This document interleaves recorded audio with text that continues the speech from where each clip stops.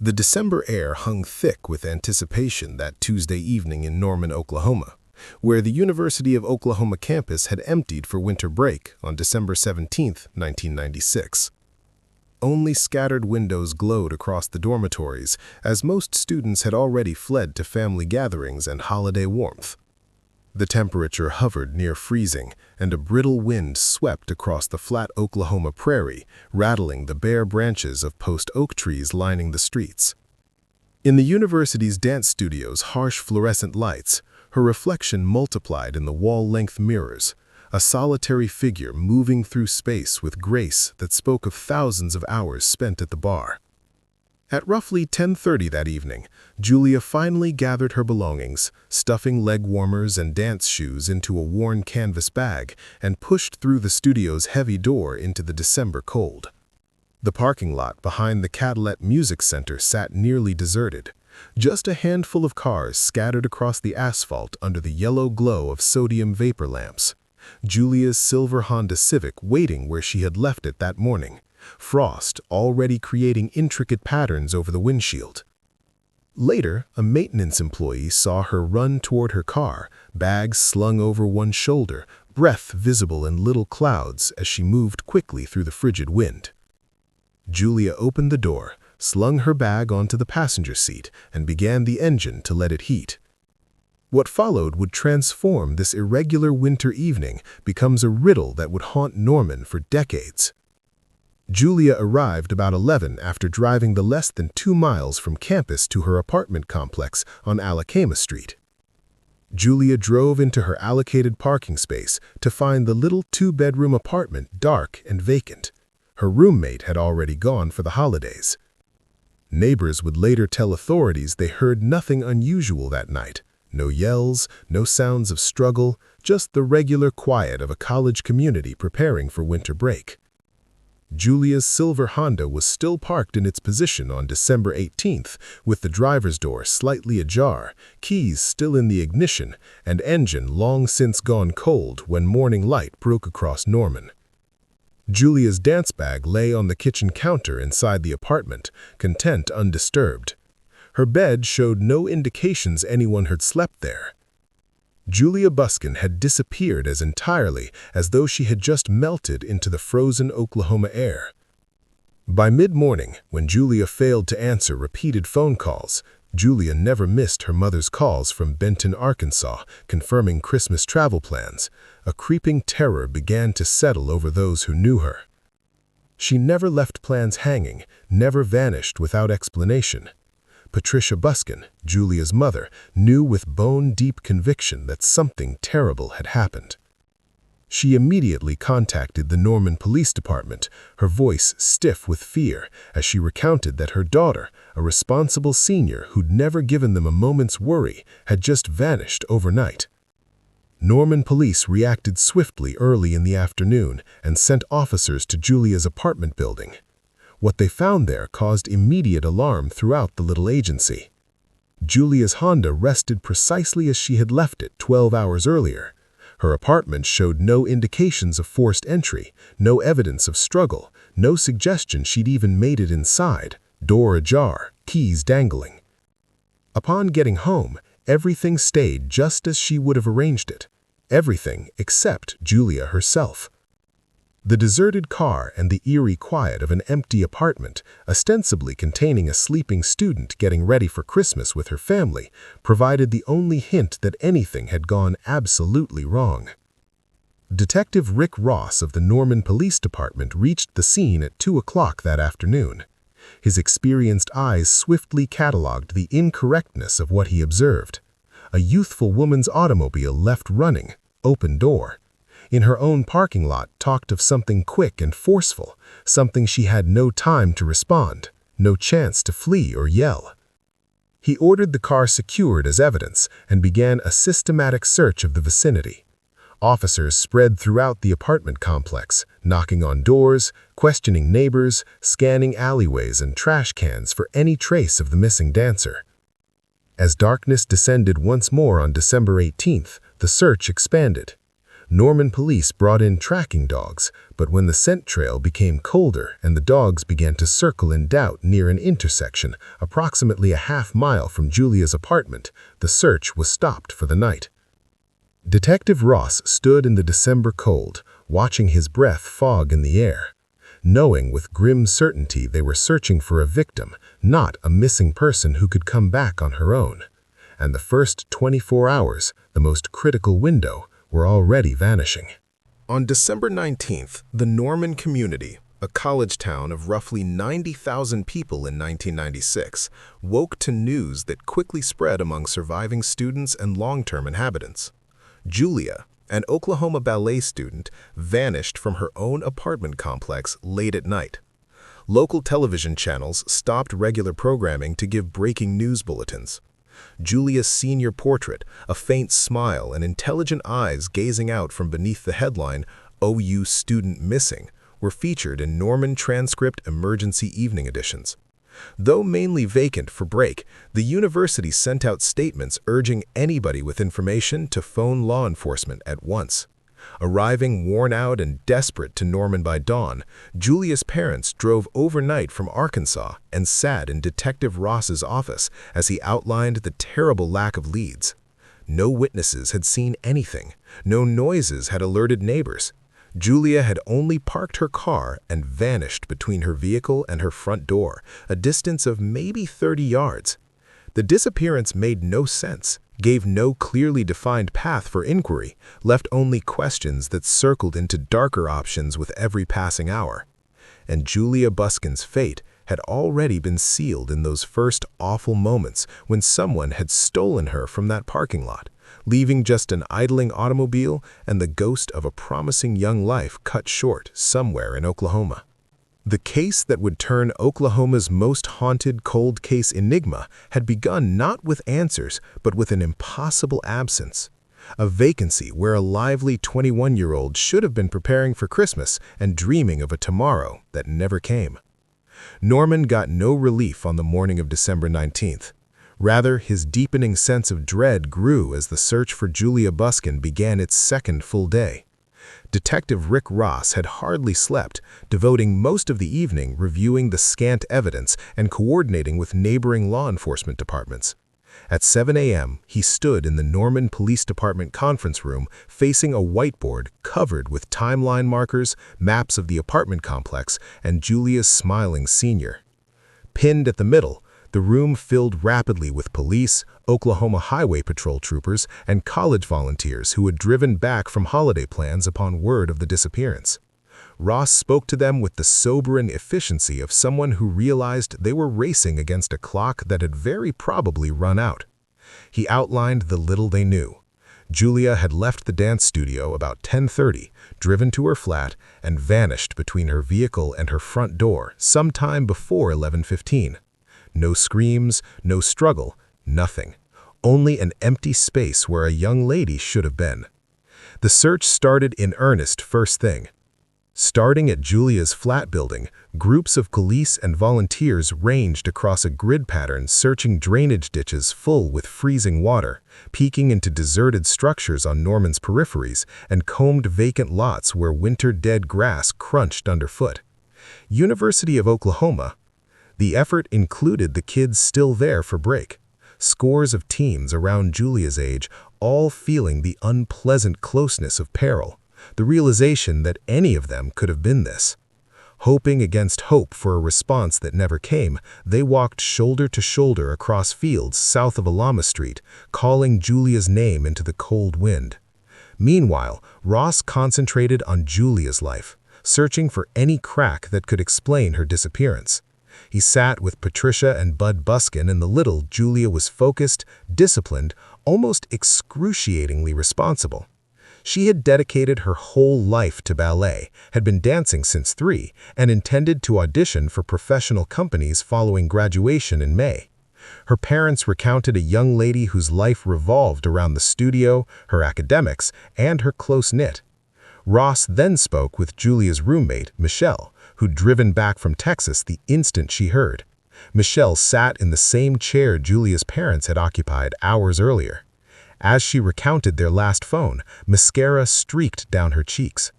Julia had been enthusiastic about an impending audition and said she had stayed late at the studio to practice. Seemed quite normal. No odd phone calls, no mention of feeling watched or threatened, nothing to indicate she perceived danger approaching. Michelle concurred with the parents' claims. Julia led a calm, concentrated life, hardly attended parties, drank little, mostly spent evenings either in class, at the studio, or reading at their flat. The profile developing was of someone so low risk, so cautious, that her sudden violent disappearance seemed nearly impossible to reconcile with the details of her life. Here they were, though, looking for a woman who had done everything right and yet disappeared into darkness. Ross sent crews to interview Julia's teachers, her ballet program peers, anybody who may have seen her in those final days.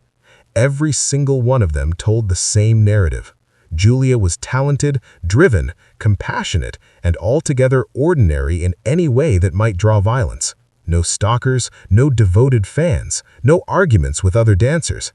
She was just a diligent student ticking down the months left until graduation. The hunt took a more sinister direction at mid-afternoon on December 19th. A county worker cleaning garbage from a drain approximately 6 miles south of Julia's flat, an area close to Highway 9, saw something odd caught against a concrete culvert. Initially, he believed it was a mannequin. Her pale limbs were still, too exactly arranged to be actual. However, as he drew closer, the horrifying truth emerged. It was Julia Buskin. Her auburn hair matted with mud, her dance attire ripped and filthy, her body partly buried by brush and garbage. The employee stumbled backward, reaching for his radio, his voice cracking as he called for police. Within minutes, the culverted area was inundated with emergency vehicles, red and blue lights flashing against the gloomy December sky. Detective Ross arrived at the scene by 3, his worst fears confirmed. The search was over, but the investigation was just beginning, and it would prove far more complicated than anyone imagined. Crime scene technicians erected a tent over the culverted area, shielding Julia's body from the elements and prying eyes as they began the meticulous process of documenting everything. Ross stood back, watching his staff labor, feeling the weight of the moment sink onto his shoulders. Somewhere in Norman, or the neighboring area, Julia Buskin had been killed and her remains thrown like trash, then returned to their life as if nothing had happened. Norman was hit like a physical punch with the news. By evening, all television channels broadcast the horrific update. A student from the University of Oklahoma had been found dead, victim of an alleged murder. The Norman transcript published black-bordered special editions.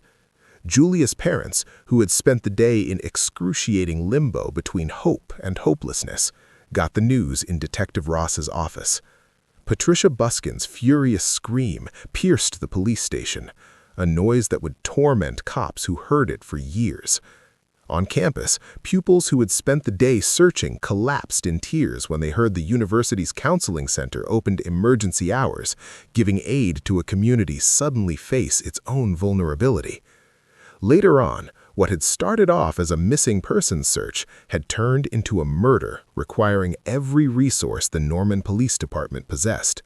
That evening, Ross called an emergency meeting, soliciting veteran Oklahoma City investigators and coordinating with the Oklahoma State Bureau of Investigation, setting up phone banks for tips. The conference room buzzed with activity as officers started building timelines, affixed crime scene photographs to boards, and began the painstaking work of reconstructing Julia's final hours. The first forensic examination revealed troubling details. Julia had been sexually assaulted before being strangled with enough force to crush her larynx. She'd fought her attacker, evidenced by defensive wounds on her hands and broken fingernails that suggested she'd scratched or clawed at someone. Most critically, investigators recovered biological evidence from her body, male DNA that would become the case's most important clue and its most frustrating dead end. DNA technology existed but stayed in its relative infancy in 1996. The Norman Police Department lacked the sophisticated databases and rapid testing capabilities that would emerge in later years. They could preserve the evidence, catalog it meticulously, but matching it to a suspect needed having a suspect first, someone whose DNA they could lawfully obtain and compare. Without that, the genetic material was simply a string of markers waiting for technology and time to catch up. Ross studied the crime scene shots late at night, attempting to make sense of the order of events. Julia had been abducted from her apartment parking lot, probably pushed into a vehicle under knife or gun threat given the lack of witnesses or shouts. Her attacker had traveled 6 miles south to a semi-rural area where chances of disruption were minimal and carried out his crime there before tossing her body in the drainage culvert. The calculation and control demanded for such an assault implied someone experienced, organized, perhaps someone who'd done this before or will do it again. Ross was confronted with a rising list of questions and a shrinking list of responses as December 20th came, launching the inquiry into its 3rd day. Who had abducted Julia? How had they known she'd be alone at her apartment that evening? Was this a crime of opportunity? Someone who'd seen a vulnerable young lady and acted on impulse? Or had Julia been specifically targeted, watched, trailed? The lack of witnesses was both horrifying and perplexing. In an apartment building with dozens of units, on a street with frequent traffic, someone had abducted a woman without anyone seeing or hearing anything unusual. Ross speculated the latter, hoping to catch a glimpse of a suspect car, and instructed his crew to pull surveillance footage from every company along the path between Julia's apartment and the crime site. Most establishments in 1996, however, lacked cameras, including those with them frequently recorded over tapes within days. The window of opportunity was rapidly closing. Meanwhile, the Norman neighborhood changed overnight. Parents phoned their college-aged daughters demanding they return at once, or at least never go anywhere alone. The university issued safety alerts, set up escort services, and added more lighting in parking lots. But beneath the practical reactions ran a current of rage and dread. One of their own had been taken. But the Norman Police Department was preoccupied with the investigation into Julia Buskin's death for the final weeks of 1996 and into the new year. Detective Rick Ross spent 18-hour days running on coffee and perseverance, following every lead, no matter how faint. The incident room became his second house. Its walls were lined with maps, images, and growing suspect lists. Each morning, concerned citizens would call in new ideas, follow-up verification, and finally, disappointment. Early in January, the FBI's Behavioral Analysis Unit dispatched a profiler to Norman. A strong woman in a dark suit spent 3 days reviewing evidence before presenting her opinion. The attacker was probably a white male between 25 and 40, conversant with the Norman area who had lived there for years or visited frequently. The assault exhibited aspects of both planning and opportunity, therefore indicating someone who had been watching Julia, or women like her, waiting for the just timing. The sexual assault element pointed to the crime being partly about power and control, yet the effectiveness of the abduction and disposal hinted experience, or at least deliberate forethought. Most upsettingly, the profiler observed that criminals with this mix of traits seldom paused at one victim. Julia probably wouldn't be his last if she wasn't his first. Ross put 6 detectives to work removing options over a number of difficult steps. They compiled interviewing every registered sex offender in Cleveland County and adjacent areas, documenting alibis and requesting voluntary DNA samples from most who knew denial would just deepen suspicion. The samples went to the Oklahoma State Bureau of Investigation lab, where specialists compared them against the DNA recovered from Julia's body. One by one, the results came back negative, each exclusion narrowing the field, but bringing them no closer to their suspect. They explored Julia's brief dating history, interviewed 2 young men she had gone out with during her junior year. Each had ironclad excuses for the evening of December 17th. Both freely donated DNA samples that didn't match. Both were heartbroken by what had happened to someone they had loved. They tracked down every man Julia had taken courses with, worked with her at the university library where she had a part-time job, and attended the same church her family visited when they came to Norman. Dead end after dead end, each one closing a door without opening another. The media attention grew as months turned into weeks. The case appeared on local news broadcasts nightly, with reporters standing outside the Norman Police Department demanding updates Ross couldn't provide. America's Most Wanted expressed interest in featuring Julia's case, sending a production crew to Norman in February 1997 to film a reconstruction. Ross participated reluctantly, knowing they needed the exposure but hating the spectacle of it, the way Julia's final minutes were portrayed for national television. The episode aired in March, generating hundreds of tips that flooded the phone banks. Detectives worked around the clock following up on each one. A woman in Tulsa was certain she'd seen Julia at a gas station days after her death, but the sighting proved to be a case of mistaken identity. A man in Texas called to confess, but his story fell apart under questioning and he had an ironclad alibi. A psychic from California sent meticulous letters detailing Julia's murderer's visions, descriptions so hazy they might have applied to thousands of guys. Every false lead cost time and resources, sending detectives in directions finally leading nowhere, while the actual killer stayed aggravatingly unseen. Ross started to pay attention to the geographic elements of the murder, studying maps late into the evening, attempting to grasp why the murderer had picked that particular drainage covert 6 miles southwest of Julia's. The area was semi-rural, reachable via back roads with very little traffic after dark. It implied local knowledge, somebody who knew the area well enough to discover a disposal site that may have kept Julia's body hidden for months or weeks if the county worker had not removed garbage. They canvassed residents within a 5-mile radius, inquiring if anybody had observed unusual vehicles on December 17th or in the days leading up to it. An elderly farmer recalled seeing a dark-colored pickup parked along couldn't give details regarding make, model, or license plate, Highway 9 about midnight. It was somewhat, but not quite enough. For every dark pickup in Cleveland County, they drew a list of hundreds of names from vehicle registration records. Detectives called at every homeowner. Everyone was questioned on their whereabouts on the night in concern. Each person's unusual actions or conflicting statements were investigated. The approach was exhaustive and finally futile.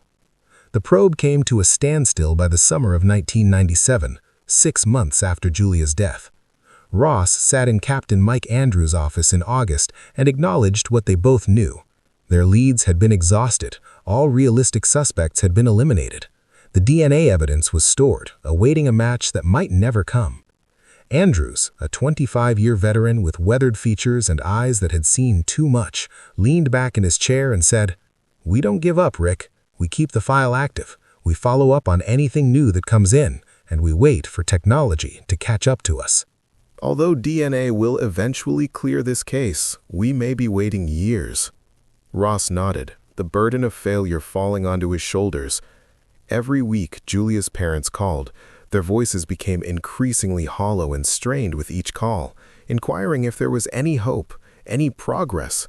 He abhorred saying no to them, hated hearing Patricia Buskin quietly crying on the phone, hated realizing that in Oklahoma, a murderer was living a regular life while the Buskin family was still in pieces.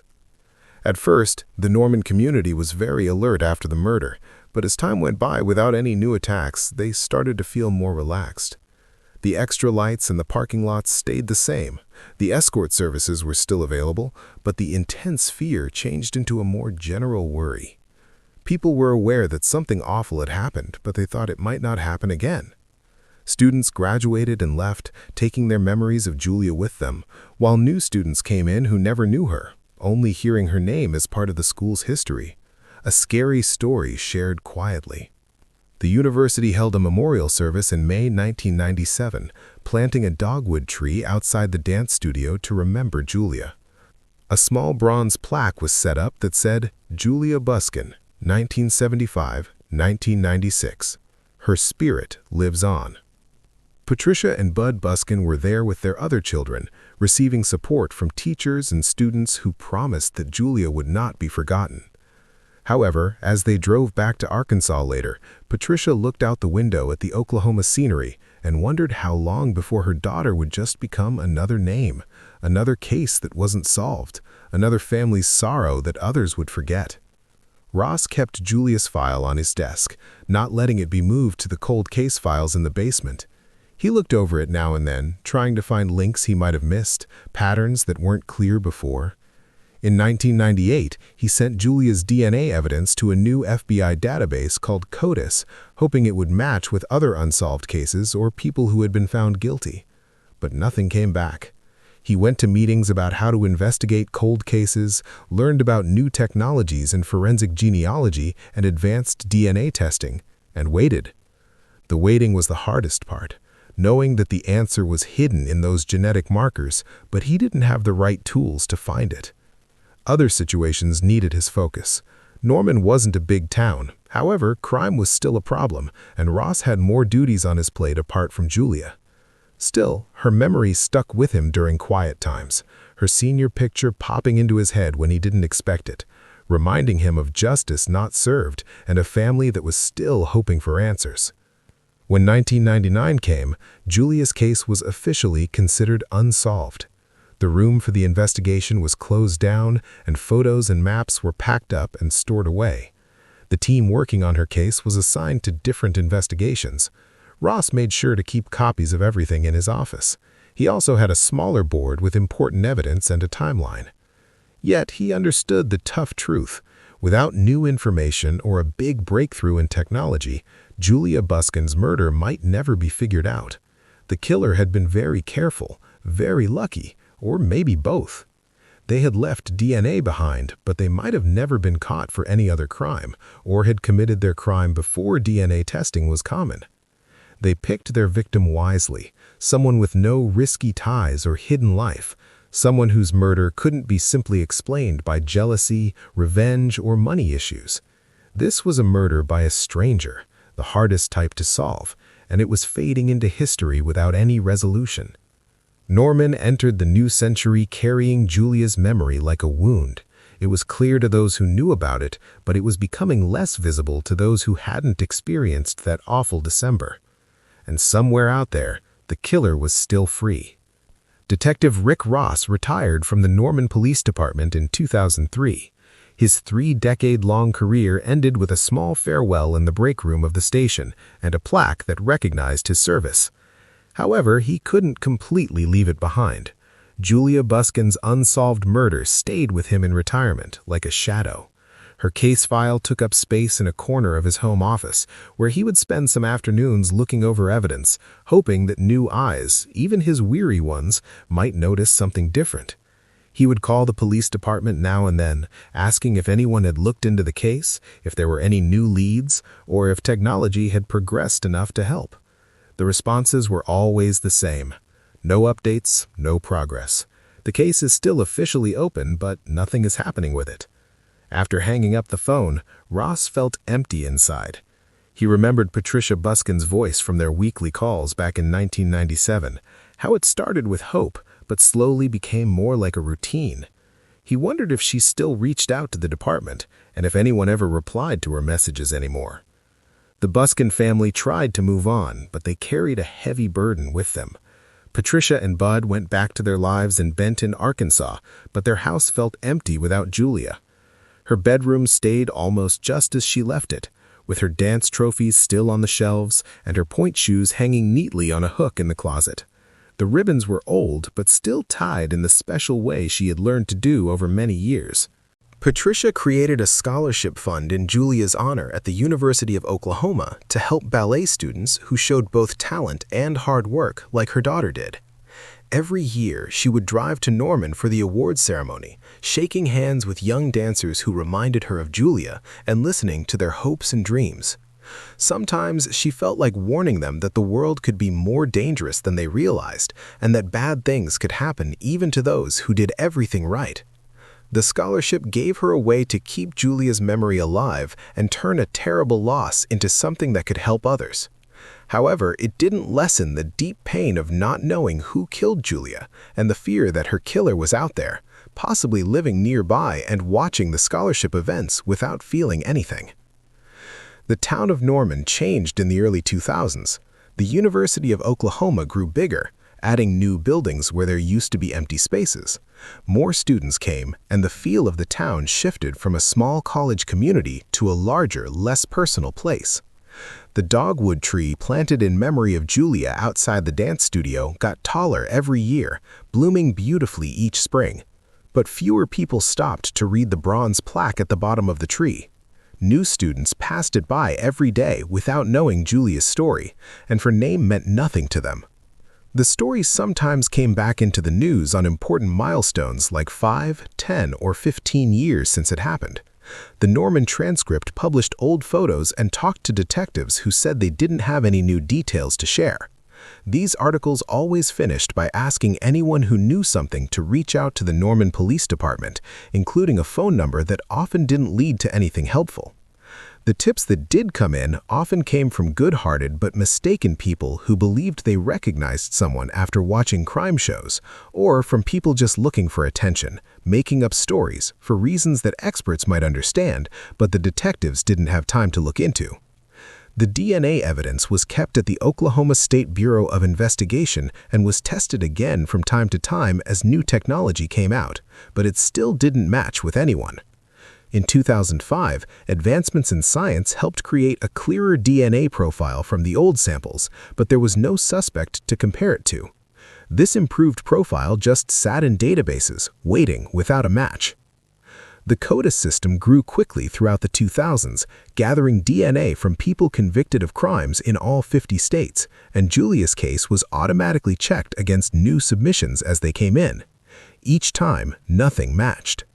This meant that either the person who did this had never been caught for a serious crime, committed the murder before DNA checks became mandatory for specific offenses, or managed to stay clear of being caught by good luck or living in a different place.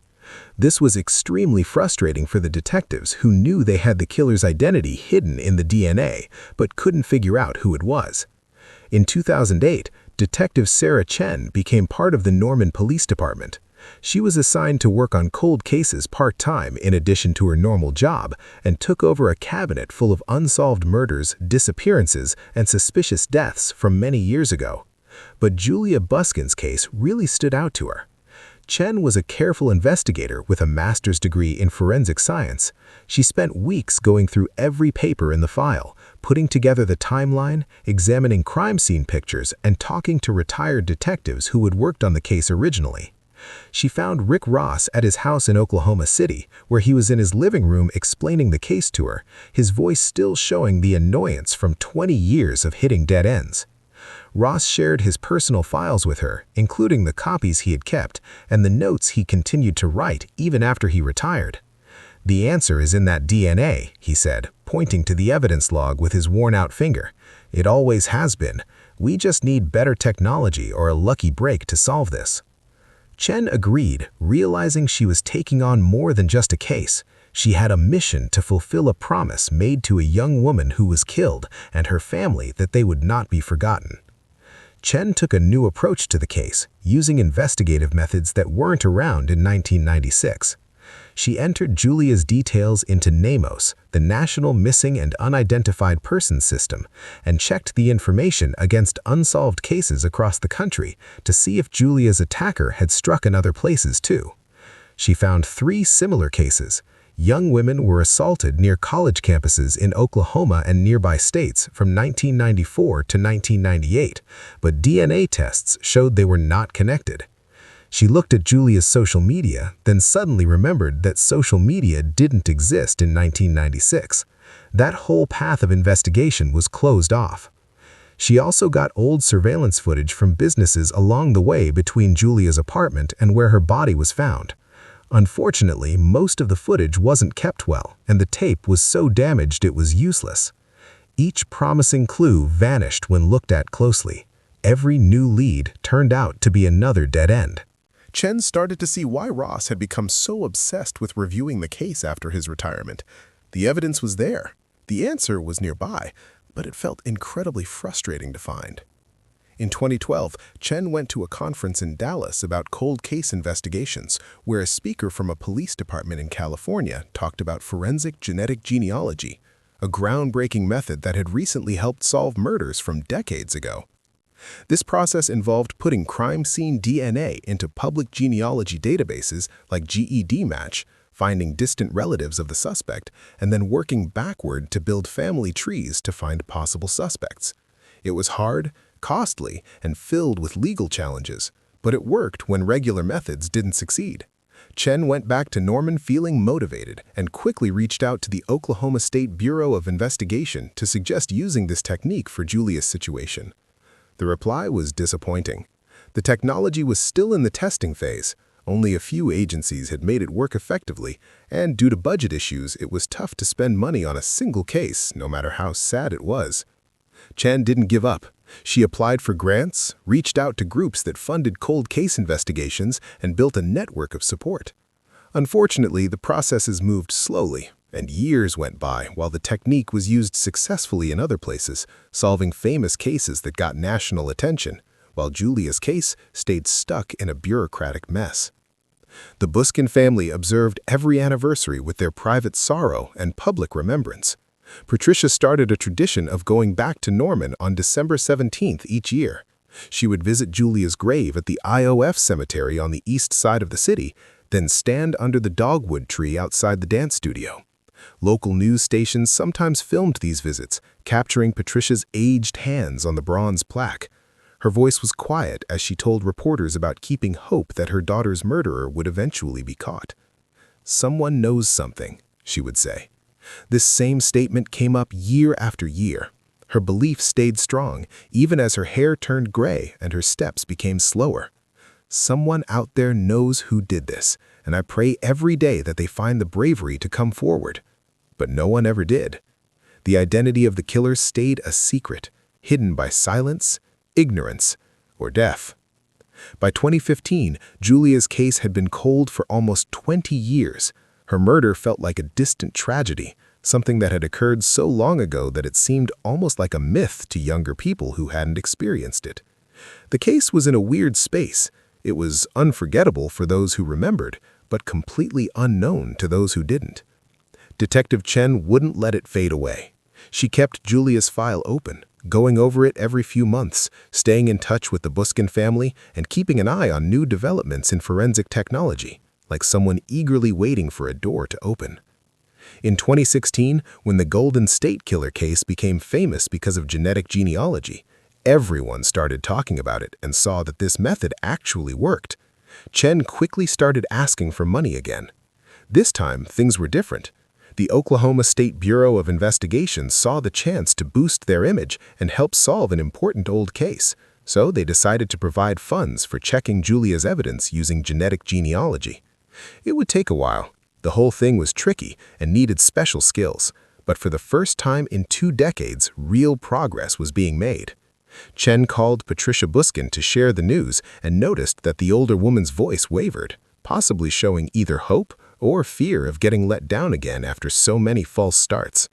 Chen reassured her, promising that they would find the person responsible, just like Ross had done 2 decades before. She knew she might face heartbreak again, but she couldn't help herself. Even if justice took longer, it still mattered, and Julia Buskin deserved it. In March 2017, Detective Sarah Chen drove to the Oklahoma State Bureau of Investigation laboratory in Edmond, carrying something very important to her career. It was the preserved DNA evidence from Julia Buskin's case, kept safe and documented for over 20 years. The lab's genetic genealogy unit was in a quiet spot on the 2nd floor. Dr. Michael Torres, a specialist brought in from California for this new field, had set up Oklahoma's first official program. Torres was a calm man in his 40s with some gray hair and a careful way of working that showed he knew patience and accuracy were more important than rushing. He treated the evidence with great care, realizing that these biological samples were not just data. They represented a young woman's last moments and a family's long wait for answers. "We're not going to look for the actual killer right away," Torres told Chen as she watched him. "We're searching for his relatives, people who are related to him and have chosen to share their DNA information online. Then we create family trees that go back in time until we find someone who fits. The starting point involved taking the DNA and making it stronger using techniques that didn't exist in 1996 to get usable genetic material from samples that had gone bad over the years. Torres spent 3 weeks doing lots of tests to check if the profile was correct and complete. By early April, he had created a detailed genetic signature with hundreds of thousands of markers, which was much more thorough than the simple profile made during the first investigation. This improved profile was added to GED Match, a public database where people interested in family history and those looking for biological relatives shared their DNA information. This effort unintentionally created a new tool that would change how police investigate crimes. Within just a few hours, the system found several distant relatives who shared small amounts of DNA with Julia's attacker. This meant they were cousins, but they weren't close enough for immediate help. However, each match was a clue that, when put together with others, could lead to the person responsible for the crime. Torres joined forces with Barbara Ray Venter, a well-known genetic genealogy expert who had previously helped to solve the Golden State Killer case, among others. Ray Venter worked from California, looking at the genetic matches and starting the careful task of building family trees. She focused on the strongest matches, individuals who had about 2 to 3% of their DNA in common with the suspect, meaning they were probably third or fourth cousins.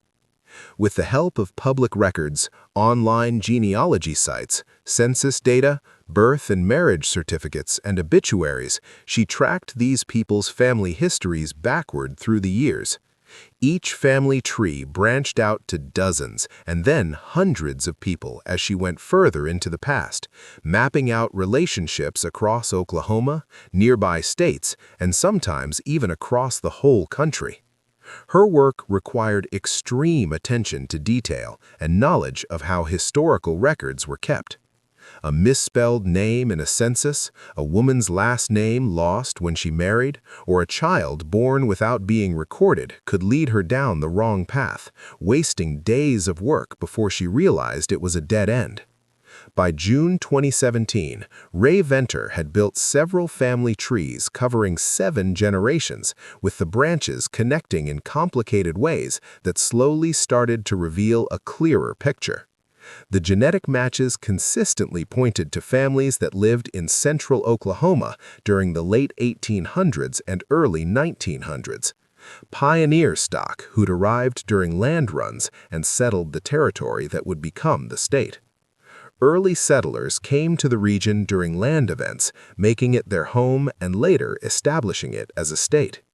She identified several clusters of surnames that appeared repeatedly. She noticed a few last names that kept cropping up again and again: Simpson, Gilchrist, Roberts, and Benham.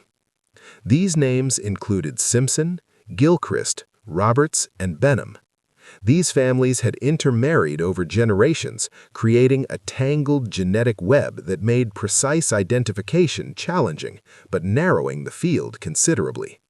These families had married into each other over many years, which made it hard to figure out who was who, but helped to focus their search a lot. Ray Venter focused on male descendants who would have been between 25 and 40 in 1996, living in or near Norman without a good excuse for being somewhere else on December 17th. The list initially contained over 300 names, a daunting number, but infinitely smaller than the total number of people living in Oklahoma. At first, there were more than 300 names on the list. While this seemed like a lot, it was much smaller than the total number of people living in Oklahoma. Chen and her team began the methodical process of elimination, checking each name against databases, looking for criminal records, confirming residences, verifying employment and whereabouts in late 1996. Chen and her group started carefully going through each name, checking them against records, looking for any criminal history, and confirming where they lived and worked by late 1996. The work was exhaustive and often frustrating. Many of the men on the list had died in the intervening 20 years, taking their secrets to graves that yielded no answers.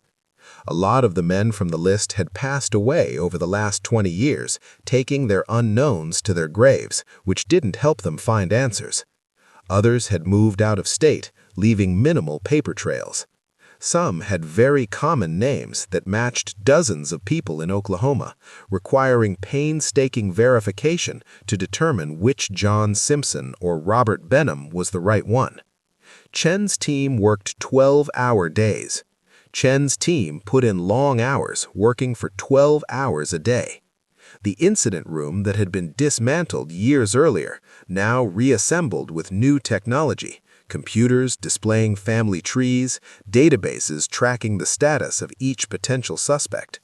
The room where they worked had been taken apart years ago, but was set up again with new tools, including computers showing family trees and databases keeping track of each suspect. Digital maps showing residence patterns. They also used digital maps that showed where people lived. But unlike the desperate searching of 1997, this investigation moved with quiet confidence. However, this time, the investigation was not frantic like in 1997, it was done with calm assurance. They were following a trail blazed by science, and it led somewhere specific. They were on a path guided by scientific methods, and it was taking them to a clear goal. Even if the destination remained temporarily obscured, each name eliminated brought them closer. Even though the final answer was still hidden for now, getting rid of each name helped them get nearer to it. Each connection verified added another piece to the puzzle. Every confirmed link gave them another part of the bigger picture. The killer's identity was emerging from the genetic shadows, a face beginning to resolve from blur into focus. The identity of the killer was slowly coming out of obscurity, with a clearer picture starting to form. In August, the breakthrough came. In August, they finally made a big discovery. Ray Venter identified a genetic cluster that pointed toward a specific branch of the Gilchrist family. Ray Venter found a group of genes that indicated a certain part of the Gilchrist family. By cross-referencing multiple matches and carefully constructing several generations of genealogy, she narrowed the field to 3 brothers, sons of a man named Harold Gilchrist, who'd worked construction in the Oklahoma City metro area during the 1970s and 80s. By comparing many matches and carefully creating a family tree over several generations, she focused on 3 brothers who were the sons of Harold Gilchrist, a man who did construction work in the Oklahoma City area in the 1970s and 80s. The oldest brother passed away in 2005, so it was hard to get his DNA for testing. The brother in the middle moved to Alaska in 1988 and never came back. The youngest brother, Anthony Joseph Gilchrist, lived in Moore, Oklahoma, a town just north of Norman back in 1996, and he still lived there. In 2017, he was 58 years old and drove a truck for a living. He had a small criminal history, which included a DUI in 2003 and a domestic disturbance call in 2009 that didn't lead to any charges. When Chen saw the name, she felt a surge of excitement. This was the moment. 21 years after Julia's murder, they finally had a real suspect. However, having just a name wasn't enough. They needed to get DNA directly from Anthony Gilchrist to make sure it matched, and that needed careful planning. If they approached him and asked for a sample, he might say no, and without a solid reason for a warrant, they would be stuck. Even worse, if he was the murderer, contacting him about the investigation could make him run away or get rid of evidence. Chen talked to the district attorney's office, FBI specialists, and detectives who had dealt with similar cases in other states. The plan they came up with was a tried-and-true method that included secret surveillance and searching through his trash. According to Oklahoma law, once trash was placed on the curb, it became public property and could be looked at by the police. For 2 weeks in September, unmarked cars watched Gilchrist's simple home and more, taking note of his schedule, snapping photos of him, and waiting for trash day. The surveillance showed that he lived a quiet life on his own, working for several days at a time and then spending time alone at home, rarely going out except to get groceries or run errands. On September 26th, Gilchrist rolled his trash can to the curb for collection on Thursday morning. At 4 a.m., while the street was quiet and the first signs of autumn were in the air, Chen and 2 other detectives came to the bin, wearing gloves and carrying evidence bags. They quickly took bags out and replaced them with similar ones so Gilchrist wouldn't see anything missing. Then they went back to their car before the neighborhood began to stir. By early morning, they were back at the lab, searching through the trash with the same concentration as archaeologists digging up a tomb. They came across beer cans, food boxes, junk mail, and coffee cups. They looked for anything that might hold cells from Gilchrist's mouth or hands. The items were recorded, sealed up, and sent quickly to Torres at the state lab to be processed right away. It would take a few days to get the DNA extracted and compared. Those days felt like forever to Chen, who had put so much effort into this moment that the thought of it not working out felt too hard to handle. On September 26th, Torres asked Chen to come to the lab. She drove to Edmond with her heart racing, hardly noticing the morning traffic on I-35, her mind racing with thoughts. Torres met her in his office, and his face told her everything before he even said a word. "Perfect match," he simply stated, sliding a printed report across the desk. "The DNA from the beer cans and coffee cups used by Anthony Gilchrist matches the DNA found from Julia Buskin back in 1996. The chance of a random match is less than 1 in a quintillion. It's him, detective. You found him." Chen looked at the report, at the neatly lined-up genetic markers that matched perfectly, and at the statistical analysis that left no room for doubt. 21 years.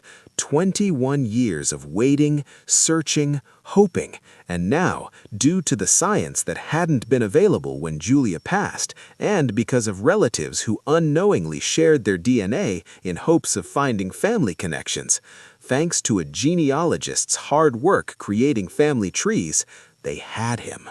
She thought of Patricia Buskin, now in her 70s, who had spent over 20 years waiting for this news. She thought of Rick Ross, who was retired but still checking in and still wishing. She remembered Julia, who would forever be 21, dancing by herself in a studio before walking into the shadows. Chen called Ross first, her voice unsteady as she shared news that he had been wishing to hear for his whole retirement. The old detective was quiet for a long time, then cleared his throat with difficulty. "Get him, Sarah. Bring him in and make it stick." After that, she contacted the district attorney to confirm that they had enough reason to make an arrest. Then she got her team together, organizing the operation with careful planning. Anthony Joseph Gilchrist had managed to avoid being caught for 21 years. He had lived freely while Julia's family went through pain, and might have thought he was in the clear. But that false sense of security was about to change in a big way. On the morning of October 2, 2017, as the sun started to come up in Moore, Oklahoma, Officer Sarah Chen was getting ready to bring justice that was a long time coming, but still very important. The early morning darkness of October 2nd felt like everyone was holding their breath. Detective Sarah Chen waited in an undercover car just 2 blocks from Anthony Joseph Gilchrist's home, watching the clock on the dashboard as it got closer to 5 a.m., the planned time for the arrest. The neighborhood was quiet around her, with only a few porch lights shining and a lone cat walking across a yard. However, the calmness was misleading. There were 4 other unmarked cars parked strategically near Gilchrist's place, and a SWAT team was ready just down the street in case things went wrong. Chen had organized everything carefully, knowing they had just one chance to do this the right way. Although Gilchrist was 58, he was still in good shape, and they had no clue if he had any weapons or how he might react when the police showed up at his door. It was vital to catch him by surprise. At exactly 5 a.m., Chen's radio buzzed with the news that all teams were ready. She took a deep breath, remembered Julia Buskin's smile from her high school picture, and gave the command. 6 detectives in tactical clothes quickly approached Gilchrist's small one-story home, while Chen and 2 others made sure to cover the back. The lead detective knocked hard on the front door, his voice breaking the morning silence. "Police, Anthony Joseph Gilchrist, we have a warrant for your arrest. Open the door right now." Inside, the lights came on, and movement could be seen through the curtains. Several long seconds went by, with tension growing as they waited in silence. Then the door slowly opened, showing a man in wrinkled pajama pants and a plain white t-shirt. His messy gray hair looked like he had just woken up, and his face changed from surprise to fear as he noticed the officers around his porch. "Anthony Joseph Gilchrist," said the lead detective firmly. When Gilchrist nodded, still too shocked to say anything, the detective went on. "You are under arrest for killing Julia Buskin. Turn around and put your hands behind your back." The color drained from Gilchrist's face, and his mouth moved without making any sound. For a second, Chen thought he might try to run or fight back, but instead he just seemed to give up, his shoulders drooping as if he was carrying a heavy weight. He turned slowly, letting the officers put handcuffs on him while he looked down at the ground as they read his rights. Neighbors started coming out onto their porches as police cars showed up. The red and blue lights lit up the street in flashing colors. A woman across the street stood in her doorway, covering her mouth in disbelief, watching as the officers took Gilchrist to a waiting police car. "I've lived next to him for 8 years, she would later tell reporters. "He was quiet and kept to himself. I can't believe he could do something like this." But that was just what had made Gilchrist seem invisible for so long. He could fit in with ordinary life, looking normal and hiding dark capabilities behind a mask of being regular. As the police car drove away, taking Gilchrist to the Cleveland County Jail, Chen stayed at the place, keeping watch over the search of his home. The warrant allowed them to gather any evidence about Julia's murder, and teams of forensic workers carefully went through the rooms. They didn't find much that seemed important right away. Gilchrist lived a simple life, with plain furniture, piles of trucking records, and the leftover clutter of a lonely life. However, in a storage closet, wrapped in plastic and covered with old clothes, they found a box filled with newspaper articles about Julia's case from 1996 and 1997 that Gilchrist had saved over the years, for reasons Chen didn't want to think about. The news of the arrest spread all over Oklahoma within just a few hours. Local TV stations stopped their morning shows to share some big news. The news anchors were so excited as they announced that after 21 years, they had found and arrested the killer of Julia Buskin. The Norman Transcript quickly released a special online edition, which caused their website to crash because so many people wanted to read the details. Social media exploded with all kinds of reactions, from people feeling relieved to others being angry and questioning why it took so long to solve the case. The University of Oklahoma put out a message praising the hard work of the police and hoping that the Buskin family could finally find some peace. Current students who had never heard of Julia started learning about her story through quick internet searches, discovering the sad event that affected their campus many years before they got there. Chen held a press conference at noon, with many cameras and microphones around her, and with the district attorney and people from the Oklahoma State Bureau of Investigation beside her. She kept her comments short and to the point. She explained that forensic genetic genealogy helped identify Gilchrist as a suspect and that DNA evidence confirmed it. This arrest shows how powerful science is when combined with hard-working investigators, she stated, her voice calm even though she looked tired. Julia Buskin and her family had been waiting for 21 years for this moment. While we can't bring Julia back to her loved ones, we can make sure that the person who caused her death gets punished. The most important call Chen made that morning was to Patricia Buskin, the elderly woman who picked up on the second ring. Her voice shook like she had been waiting for this call. "Mrs. Buskin, this is Detective Chen. I wanted to tell you the news myself before you hear it on the television. We have arrested a man for Julia's murder. His name is Anthony Gilchrist, and the DNA evidence is clear. We have him." The silence that followed felt very long, making Chen wonder if the call had ended. Then she heard Patricia's uneven breaths, as if she was trying to stay calm while everything changed. "Are you sure?" Patricia finally asked quietly. "Absolutely sure. We've waited for so long and faced many letdowns."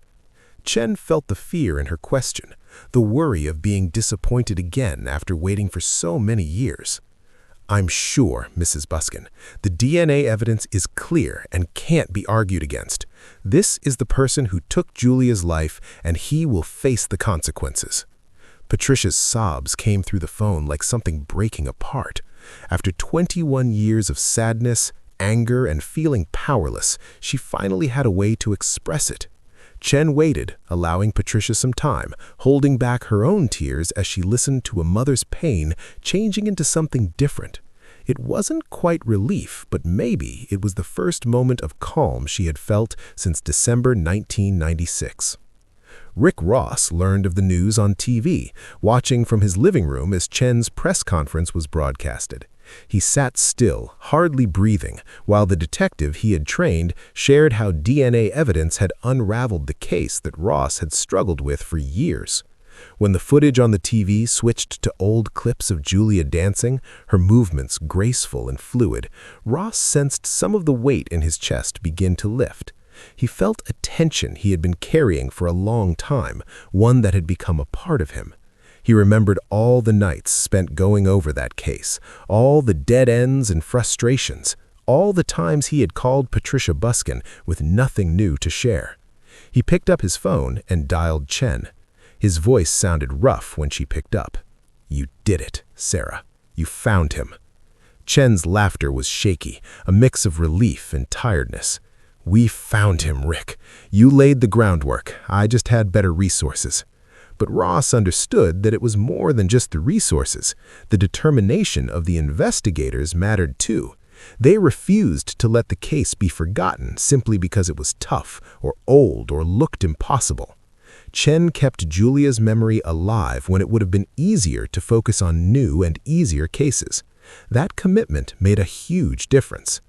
3 days after his arrest, Anthony Gilchrist's court hearing took place.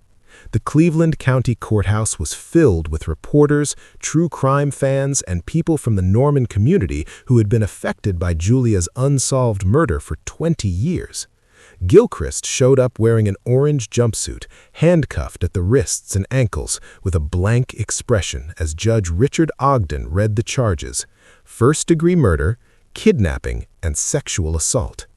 The district attorney said they would push for life in prison without any chance for parole, highlighting the premeditated nature of the crime and noting that Gilchrist had lived freely for 2 decades. While Julia's family went through a tough time, Gilchrist's lawyer, who was chosen by the court, said he wasn't guilty. This started a legal journey that would take many months before they went to trial. However, everyone in that courtroom knew what the result would probably be. The DNA evidence was clear, and further research had shown that Gilchrist had been working in Norman as a construction worker in December 1996, which gave him the chance and knowledge of the area. He was familiar with the back roads where Julia's body was found, might have seen her during her late-night dance practices, and waited for the right moment to act. The trial started in March 2018, taking over local news for 3 weeks. The prosecution laid out a well-organized case using scientific facts and careful details. Dr. Michael Torres spoke about the DNA connection, breaking down genetic markers and chances in a way the jury could follow. Barbara Ray Ventor explained how she traced Gilchrist's family tree with public DNA records. Forensic experts talked about Julia's injuries, and while their words were clinical, the impact was heartbreaking. The state brought in people who saw Gilchrist in Norman in December 1996, and they confirmed he drove a dark pickup truck that looked like the one from the initial investigation. They testified about his knowledge of the area where Julia's body was discovered. The defense had a tough time fighting against such strong evidence, arguing that DNA could have been transferred in a harmless way and saying that circumstantial evidence didn't prove anything, creating reasonable doubt in parts of the prosecution's story. But their points didn't hold up against the certainty of the science. The jury could see past Gilchrist's blank face to the truth inside. He was someone who had harmed a victim once, managed to stay hidden, and lived with his secret for 21 years. Patricia and Bud Buskin showed up every day of the trial, sitting in the front row with their other kids, forcing themselves to listen to the details they had feared for 2 decades but never wanted to hear confirmed. On the last day of the trial, Patricia gave a statement about how Julia's death affected them, leaving everyone in the courtroom in tears. She talked about Julia's early years, her love for dancing, and her hopes of being part of a professional dance group. She recounted the phone call that didn't happen on December 18th. It was a horrible moment when she realized that something was very wrong, the painful shock when she got the confirmation. When Julia was discovered, she looked straight at Gilchrist, her voice steady, and said, "You ended my daughter's life, but you can't erase her memory or the impact she had." Julia continues to live on in every dancer who gets the scholarship named after her, in everyone who fights for justice, no matter how long it takes. You have taken away 21 years of her life and 21 years of our peace, but today, at last, you are facing the consequences. The jury took less than 3 hours to decide before announcing the verdict: guilty on all charges. Gilchrist didn't show any reaction when the judge sentenced him to life in prison without the chance of parole. His expression was just as blank during the trial, offering no apology or reason, keeping quiet until the end. Outside the courthouse, Chen stood with Patricia Buskin, watching the spring sunlight shine through the new leaves in Oklahoma. Patricia held a picture of Julia wearing her dance outfit.